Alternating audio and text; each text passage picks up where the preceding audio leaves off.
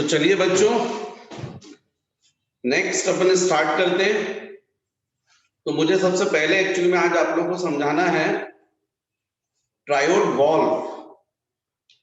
ये triode valve जो है, जो आपने यदि कभी, अभी तो अवेलेबल नहीं है पर हो सकता है कहीं कहीं पर आपको देखने मिल जाए। पुराने जो रेडियो होते थे, रेडियो ऐसा बॉक्स होता था, उसमें ट्रायोड वॉल्व लगते थे, ग्लास के होते थे, 3 इलेक्ट्रोड्स होते थे। तो बच्चों, ये जो ट्रायोड वॉल्व है, ये काफी बड़े ग्लास के इस तरीके से ट्यूब होती थी, काफी बड़ी साइज में।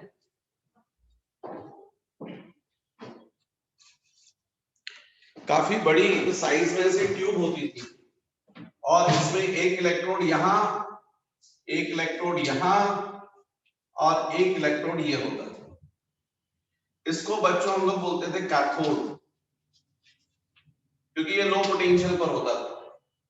इसको बोलते थे एनोड या फिर प्लेट, और इसको बोलते थे ग्रिड। ग्रिड, ये ट्रायोड वॉल्व ऐसा होता था, ग्लास का, काफी बड़े बड़े साइज में होते थे। इसमें से जो कैथोड होता था, यहां से इसका वर्क होता था एमिशन ऑफ इलेक्ट्रॉन। ये इलेक्ट्रॉन को एमिट करता था। कैथोड ये क्या करता था? Emission of electron. प्लेट या हाई पोटेंशियल पर होता था। यहां से इलेक्ट्रॉन कहां पहुंचते थे? प्लेट पर। प्लेट, तो इसका वर्क क्या था? Collect electron. और ये ग्रिड जो है, इसका वर्क होता था control velocity of electron. Control velocity of electron. इस तरीके से पुराने ट्रायोड वॉल्व होते थे। कॉस्टली होते थे, ज्यादा स्पेस ऑक्यूपाई करते थे, और डेफिनेटली इनको वर्क करने के लिए काफी हीट रिक्वायर्ड होती थी। फिलामेंट अलग से चाहिए पड़ता था। जब गर्म होता था तब जाकर इलेक्ट्रॉन एमिशन होता था। ऐसा था ट्रायोड वॉल्व। बच्चों, इसको रिप्लेस किया है एक छोटे से डिवाइस जिसको हम बोलते हैं ट्रांजिस्टर। ये मार्केट में यदि आप देखोगे, या आप इलेक्ट्रॉनिक सर्किट, जो सर्किट प्लेट होती है, बहुत जगह लगते हैं, सभी जगह लगते हैं। तो जो सर्किट प्लेट होती है, ट्रांजिस्टर, ये मार्केट में बड़े छोटे छोटे से, मैं तो बहुत बड़ा करके बना रहा हूं, अदरवाइज आपको सर्किट प्लेट में ऐसे छोटे छोटे सिलेंड्रिकल आपको दिखेंगे, जिसमें 3 लेग्स होते हैं। इसमें से एक लेग जो है उसको हम बोलते हैं एमीटर, बीच वाले लेग को बोलते हैं बेस, और इसको बोलते हैं कलेक्टर। Ammeter, base, collector. इनको पहचानने के लिए कलेक्टर के पास में यहां पर रेड डॉट ये लगा दिया जाता है, मार्किंग कर दी जाती है। जहां रेड डॉट है मतलब वो कलेक्टर, बीच वाला लेग जो है वो बेस, और बचाव जो है वो एमीटर। तो इसमें से जो एमीटर है उसका वर्क वही होता है जो यहाँ कैथोड का होता है। मतलब जो एमीटर है वो बिहेव करता है एज ए कैथोड। कैथोड। और सी कलेक्टर। कलेक्टर ये बिहेव करता है एज ए प्लेट। मतलब ये करंट को कलेक्ट करता है। बिहेव एज ए प्लेट, और बी मतलब बेस, ये बिहेव करता है एज ए ग्रिड, मतलब करंट की वेलोसिटी, करंट को कंट्रोल करता है। तो मार्केट में आपको ये ट्रांजिस्टर्स अवेलेबल हैं जो ट्रायोड वॉल्व के समान बिहेव करते हैं। ट्रायोड मतलब जिसमें 3 इलेक्ट्रोड्स हो, इसमें 3 इलेक्ट्रोड्स होते हैं, एमिटर, बेस और कलेक्टर।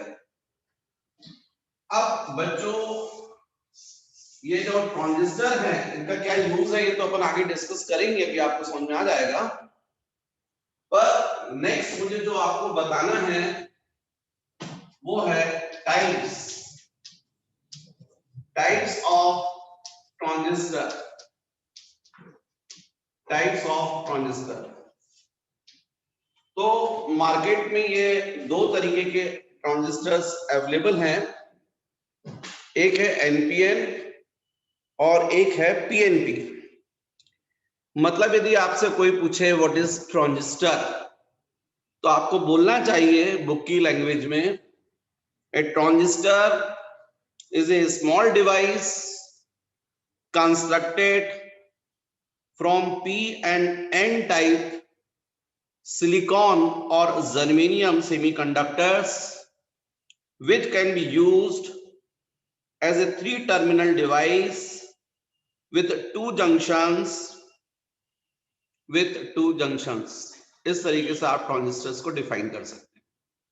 आप बोल सकते हैं transistor is a small device constructed from P and N type semiconductors which can be used as a 3-terminal device with 2 junctions।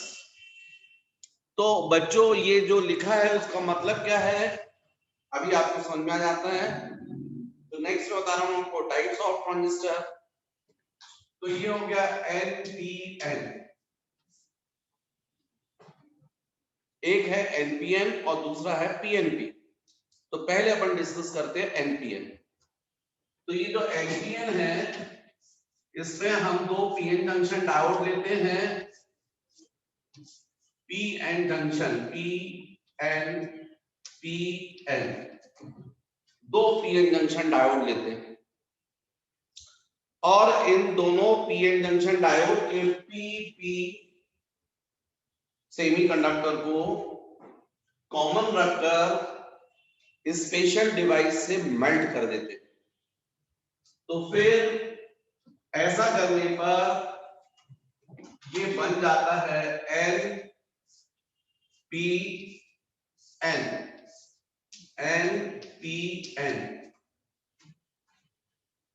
इसमें एक जंक्शन ये है और एक जंक्शन ये है, 2 जंक्शंस। इसमें ये N बिहेव करता है एज ए एमिटर, ये P बिहेव करता है एज ए बेस और ये N बिहेव करता है एज ए कलेक्टर। ये 3 इलेक्ट्रोड्स हो गए।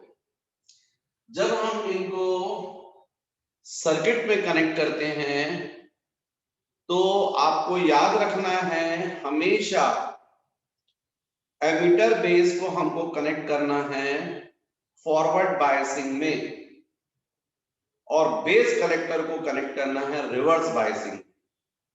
इसमें हमेशा एमिटर बेस को कनेक्ट किया जाता है फॉरवर्ड बायसिंग में और बेस कलेक्टर को हमेशा कनेक्ट किया जाता है रिवर्स बायसिंग, चाहे एनपीएन हो चाहे पीएनपी हो। तो बच्चों जब अपन कनेक्ट करते हैं इसको तो यहां पर एसी सोर्स भी होता है, एसी सोर्स होता है, फिर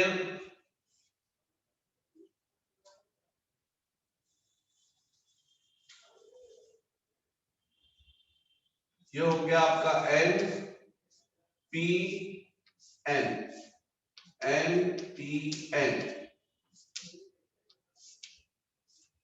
एमिटर बेस कलेक्टर। मैंने आपको समझाया इसमें हमेशा एमिटर बेस इसको हमेशा कनेक्ट करते हैं फॉरवर्ड बायसिंग में और बेस कलेक्टर को रिवर्स बायसिंग में, इसको आपको रट लेना चाहिए। एमिटर बेस को हमेशा कनेक्ट करते हैं फॉरवर्ड बायसिंग में और बेस कलेक्टर को रिवर्स बायसिंग में।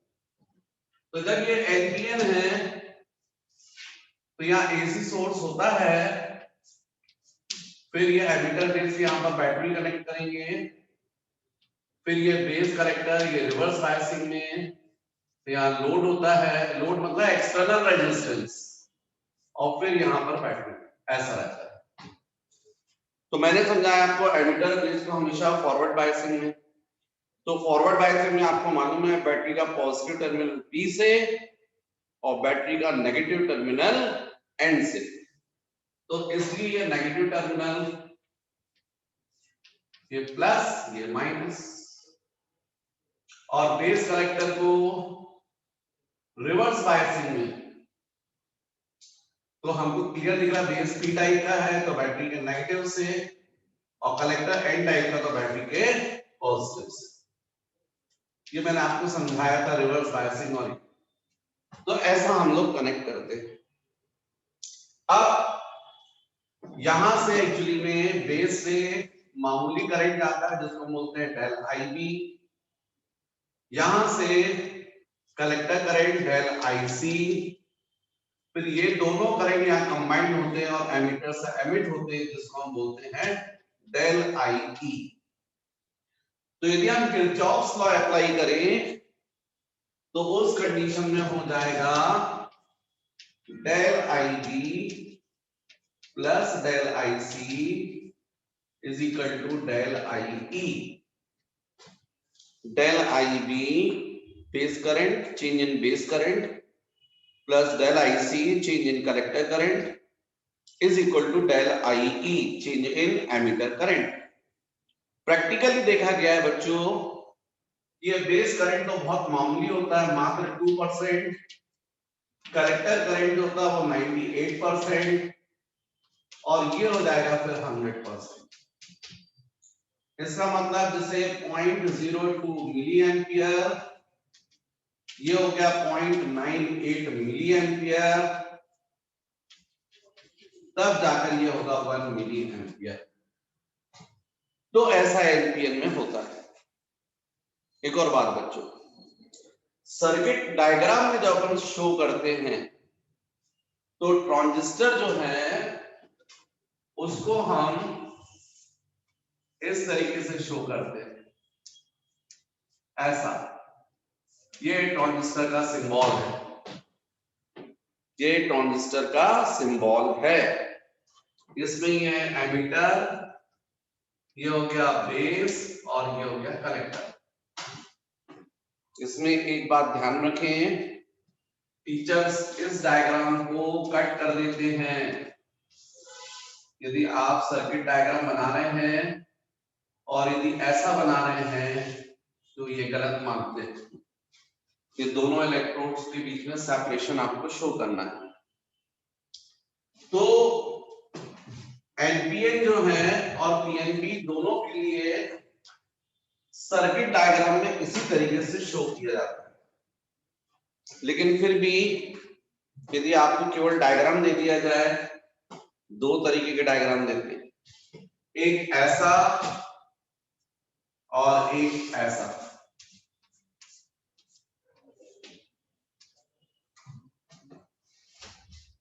एरो में फर्क है, एरो बेस से एमिटर की तरफ है और इसमें एरो एमिटर से बेस की तरफ है।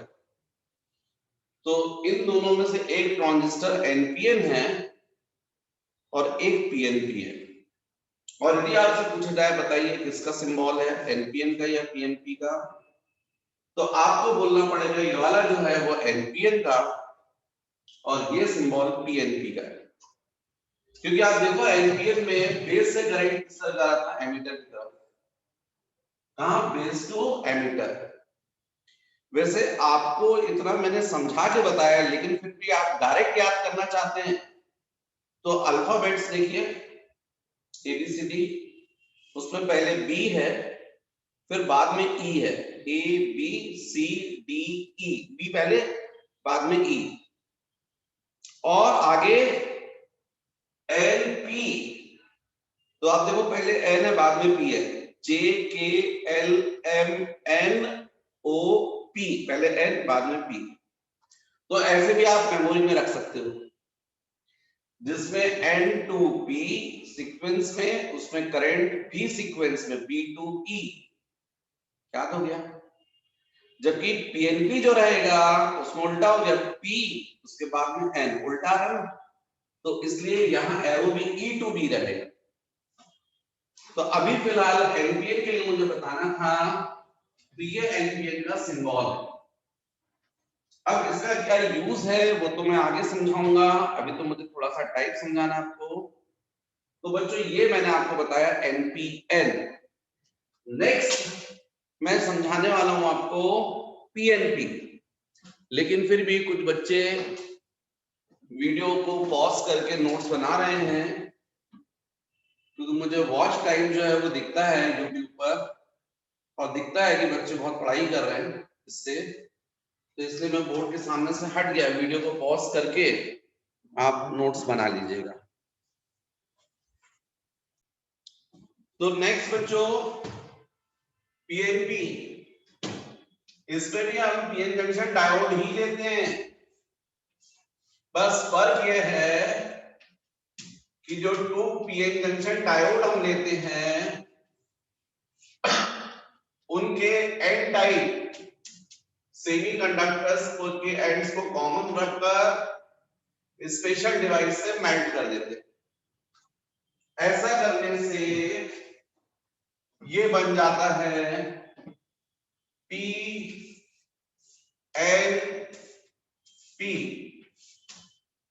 PNP transistor. इस ट्रांजिस्टर में भी 3 लेग्स हैं, 3 टर्मिनल्स हैं, emitter, base, collector.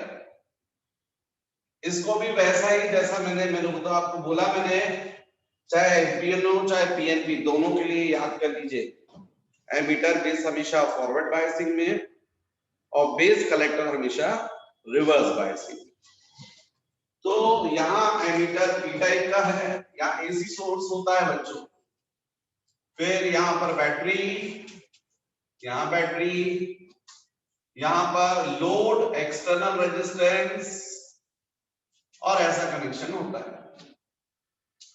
Emitter base को हम हमेशा कनेक्ट करते हैं फॉरवर्ड बायसिंग में। एमिटर किसका, पी टाइप का, तो बैटरी का पॉजिटिव टर्मिनल, और एन टाइप बेस किसका, एन टाइप, तो नेगेटिव टर्मिनल्स। बेस कलेक्टर को हमेशा कनेक्ट करते हैं रिवर्स बायसिंग में, तो बेस एन टाइप का है तो पॉजिटिव से कनेक्ट करोगे तो ऑटोमेटिक माइनस हो जाएगा। ये कनेक्शन है।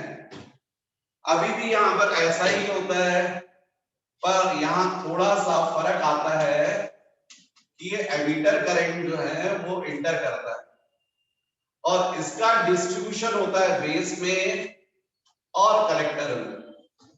बेस में डेल आईबी और कलेक्टर में डेल आईसी। तो बच्चों यहाँ डेल आई का डिस्ट्रीब्यूशन हुआ है बेस में और कलेक्टर में, तो ये इक्वेशन बनता है बाय किरचॉफ्स लॉ। यदि ये 100% है तो बेस में बहुत मामूली 2% जाता है और कलेक्टर पर जाता है 98%। मतलब ये 1 मिली एम्पियर करंट हो तो इसमें 0.02 मिली एम्पियर और इसमें 0.98 मिली एम्पियर। तो इस तरीके से होता है पीएनपी। बाकी रहा सवाल इसका सिंबल, तो मैंने आपको समझाया है कि आपको दिख रहा है यहाँ पर, यदि ऐसा एरो बना है, क्योंकि बीच वाला इलेक्ट्रॉन हमेशा बेस है, तो इसका मतलब यहाँ करंट कहां से कहां रहा, एमिटर से बेस की तरफ। ये सिंबल है एक्चुअली में पीएनपी का। तो ये है ट्रांजिस्टर के मेन 2 टाइप। ठीक है, अब मैं आपको सिखाने वाला हूं, बताने वाला हूं इस ट्रांजिस्टर का यूज, इसका क्या यूज है। ठीक है, तो अभी फिलहाल थोड़ा सा साइड में हट जाता हूं, आप लोग कॉपी करने के लिए वीडियो को पॉज करेंगे।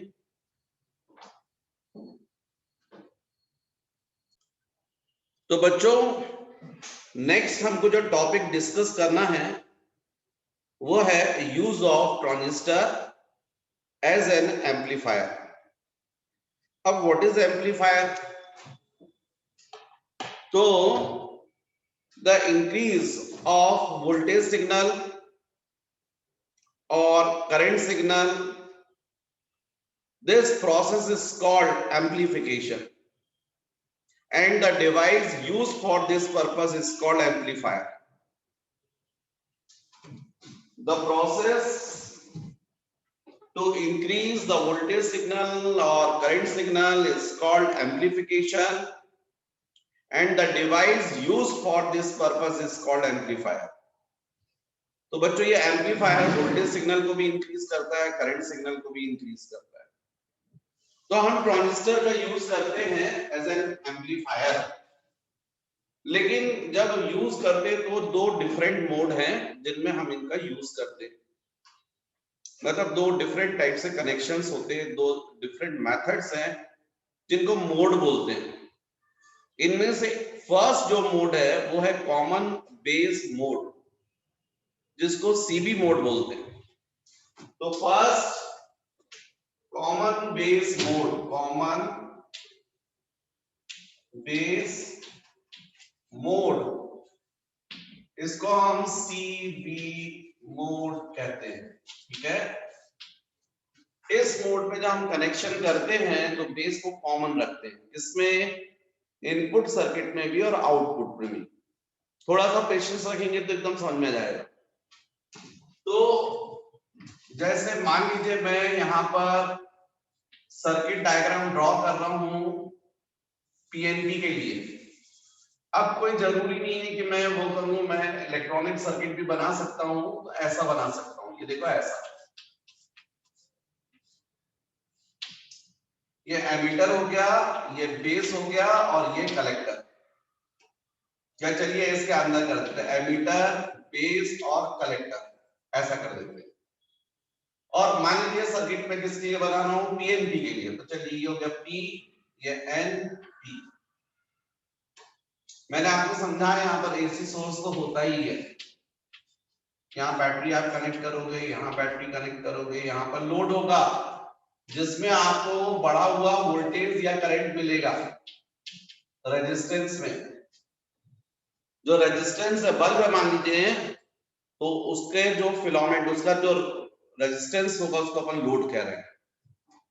अब मैंने आपको सिखा दिया है कि हमेशा एमीटर बेस को अपन कनेक्ट करते हैं फॉरवर्ड बायसिंग में। तो एमीटर किसका, पी टाइप का है, तो बैटरी के पॉजिटिव टर्मिनल से कनेक्ट होगा, तो नो डाउट दूसरा एंड जो है वो नेगेटिव साइड है। फिर बेस कलेक्टर किसमें होना चाहिए, रिवर्स बायसिंग में।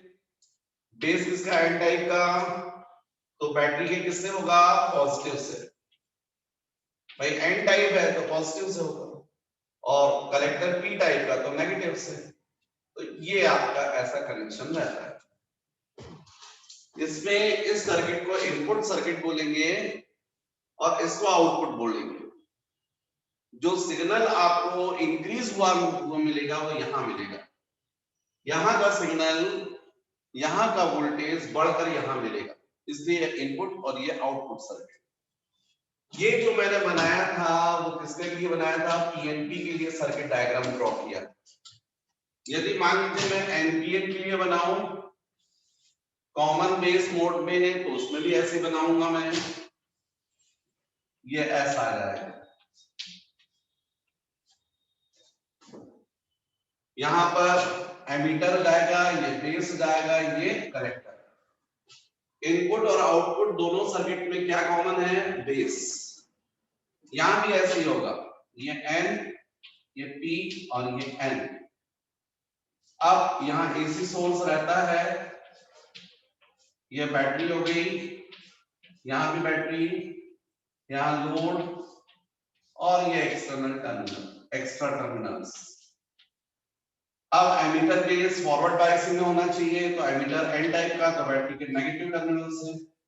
बेस पी टाइप का तो पॉजिटिव से, बेस कलेक्टर किसमें होना चाहिए, रिवर्स बायसिंग में, बेस पी टाइप का तो बैटरी नेगेटिव से, कलेक्टर एन टाइप का तो पॉजिटिव से, प्लस माइनस। मैंने आपको जैसा सिखाया है तो आपको पता है ये पी एन बी, इसमें एरो ई टू बी रहेगा और इसमें रहेगा पी टू ई। अब बच्चों जो एम्पलीफायर है उसमें 3 टर्म्स आती हैं, उसमें से एक टर्म आती है जिसको हम बोलते हैं करंट गेन। ये करंट गेन को हम लोग जनरली अल्फा से रिप्रेजेंट करते हैं। जो गेन है मतलब कहां मिलेगा आपको, आउटपुट सर्किट में, यहां पर। तो इसलिए alpha is equal to del I output upon del I input. भाई गेन तो ऐसे ही रहता है, टोटल आपको 100 मार्क्स हैं तो 90 मिले, तो ये आउटपुट और ये टोटल इनपुट, इनपुट कितना था 100, आपने उसमें से कितना गेन किया 90। तो हमेशा आउटपुट, जब गेन बोलोगे तो आउटपुट न्यूमरेटर में रहेगा और इनपुट कहां रहेगा, डिनोमिनेटर में। लेकिन आपको क्लियर है यहां पर कि जो भी आउटपुट है वो कहां मिल रहा है, कलेक्टर पर, और इनपुट कहां पर है, एमीटर पर। बेस दोनों में कॉमन है, इसलिए सही मायने में यहां पर हमको क्या आउटपुट की जगह क्या लिखना चाहिए, सी, और इनपुट की जगह पर इन ना लिखकर क्या लिखना चाहिए, ई। तो इसका मतलब del I C upon del I E. लेकिन जब भी बच्चों करंट प्रॉफिट लिया जाता है तो वोल्टेज में फ्लक्चुएशन नहीं होना चाहिए, एक चीज को कांस्टेंट रखना पड़ता है। तो आउटपुट वोल्टेज आपको कांस्टेंट रखकर प्रॉफिट मिलना चाहिए। तो आउटपुट जो है वोल्टेज वो किसके क्रॉस है, लोड का, कलेक्टर और बेस। तो हमको बोलना पड़ता है at del B B C is equal to constant. तो इसका मतलब आप करंट गेन की डेफिनेशन दे सकते हैं, at constant base collector voltage, at constant base collector voltage, the ratio of change in collector current to the change in emitter current is called current gain. At constant base collector voltage, the ratio of change in collector current to the change in emitter current is called current gain. In CV mode, it is denoted by alpha. फिर second होता है बच्चों इसमें voltage gain. Voltage gain, voltage gain को हम लोग A से denote करते हैं। यहां voltage gain is equal to del V out del V in. Del V out output circuit, del V in input circuit. तो A is equal to del V output बोलो, V is equal to I R, तो del I output into R output, और यहां पर del I input into R input. लेकिन output कहां पर था करंट का, कलेक्टर पर, तो सी, और इनपुट कहां पर था, ई पर। और आपको पता है del I C upon del I क्या होता है, अल्फा। तो इसलिए voltage gain is equal to alpha into R output upon R input. ये हो गया वोल्टेज गेन। इसमें एक और टर्म आती है जिसको हम बोलते हैं पावर गेन। पावर गेन सब बच्चों को पता है, power P is equal to V I. नहीं पता हो तो मेरा वीडियो देखिए, हीटिंग इफेक्ट ऑफ करंट, उसमें मैंने फॉर्मूले बताए हुए हैं। वैसे भी आप जानते हैं P is equal to power is equal to क्या होता है formula, work upon time W by T, और V इज इक्वल टू क्या होता है W बाय Q, तो W is equal to V into Q, Q by T क्या होता है I, इसका मतलब power is equal to P is equal to V into I। तो पावर गेन इसका फॉर्मूला होगा P is equal to voltage gain into current gain.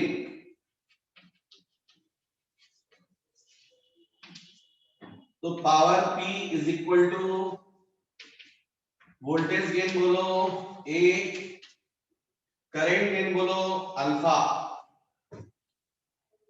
लेकिन अब आपको पता है P is equal to A क्या है alpha into R output upon R input into alpha. इसका मतलब power gain P is equal to alpha square into R output upon R input. तो ये हो गया पावर गेन का फॉर्मूला। तो ये है बच्चों कॉमन बेस मोड एम्पलीफायर। अभी फिलहाल आप इतना समझो, फिर आगे की बात मैं आगे बताता हूं तो और क्लियर होता जाएगा।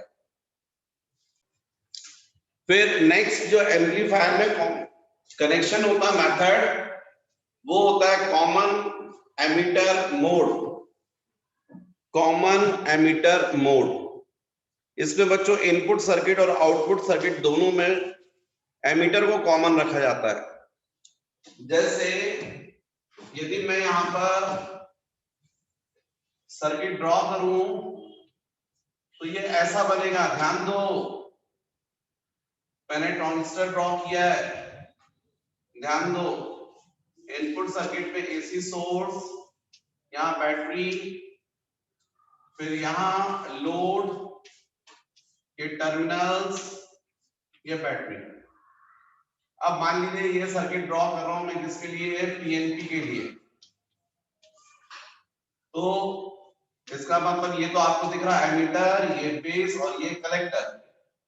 अब एमीटर किसका होना चाहिए, P type, base N type और ये कलेक्टर पी टाइप।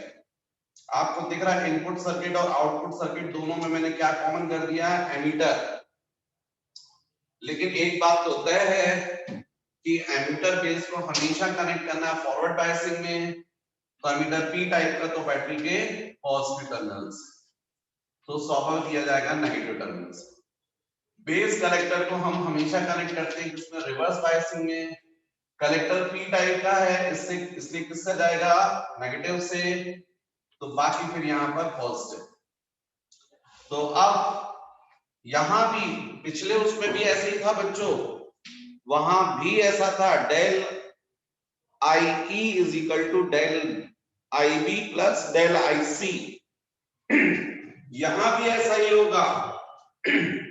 यहां पर ये डेल आई ई है, इसका डिस्ट्रीब्यूशन होगा बेस में और कलेक्टर में, तो ये बी, तो यहां जाएगा डेल आई बी और यहां हो जाएगा आपका डेल आई सी। ये लोड हो गया। ऐसा बनेगा पीएनपी का सर्किट कॉमन एमीटर मोड में। जबकि यही एनपीएन में आप बनाओ तो आपको क्लियर ये हो गया, ट्रांजिस्टर आपको दिख रहा है, मैंने यहाँ एमीटर कॉमन रख दिया है, बेस और एक कलेक्टर। यहाँ पर ये फिर एसी सोर्स, बैटरी, फिर यहाँ पर लोड, ये टर्मिनल्स, ये आरएल, यहाँ पर बैटरी। मैंने समझाया एमीटर बेस हमेशा किसमें, फॉरवर्ड बायसिंग में। तो आपको क्लियर है एनपीएन तो होना चाहिए एन, ये पी और ये एन कलेक्टर। तो यहाँ आपको एमीटर बेस फॉरवर्ड बायसिंग में, तो बेस पी टाइप का बैटरी के पॉजिटिव टर्मिनल से, और एमीटर जो है वो नेगेटिव टर्मिनल से। जबकि बेस कलेक्टर किसमें, रिवर्स बायसिंग में, तो कलेक्टर किसका एन टाइप का, तो पॉजिटिव से आ जाएगा और बाकी ये ऐसा। तो यहां से base current del I B, यहां से collector current del I C, ये दोनों कंबाइंड होकर यहां से ऐसे आएंगे और ये जाएगा डेल आई बी। तो कुल मिलाकर यहां पर क्या होगा, del I B plus del I C is equal to del I B, जो समझाया था। फिर यहां पर 3 टर्म्स यहां भी आती हैं, जिसमें से एक टर्म आती है करंट गेन। पर अब यहां करंट गेन को बीटा से रिप्रेजेंट करते हैं, बीटा। बीटा का मतलब current gain in common emitter mode. और यहां beta is equal to same ऐसा ही होगा, del I output upon del I input. Output आपको दिख रहा है किस पर मिल रहा है, कलेक्टर पर, तो सी। इनपुट आपको दिख रहा है कहां मिल रहा है, बेस पर, क्योंकि एमीटर दोनों में कॉमन है। लेकिन जो भी है एट कौन सा वोल्टेज, कौन सा del V constant, output voltage constant. तो आउटपुट किसके क्रॉस कनेक्ट है, आप देखो, कलेक्टर और एमीटर। तो del V C E is equal to constant. मतलब आप डेफिनेशन बता सकते हैं, at constant collector emitter voltage, the ratio of change in collector current to the change in base current is called current gain in common emitter mode। फिर voltage gain same ऐसा ही होगा, इसको ए से denote करते हैं, del V output upon del V input. तो A is equal to, output किस पर है बच्चों, यहां पर सी पर ही है, लेकिन इनपुट देखो आप कहां पर है, बेस पर है। तो क्या हो जाएगा, डेल वी इक्वल टू क्या होता है, V equal to I R. तो del I into R output, del I into R input. लेकिन आउटपुट कहां पर है, कलेक्टर पर, इनपुट कहां पर है, बेस पर।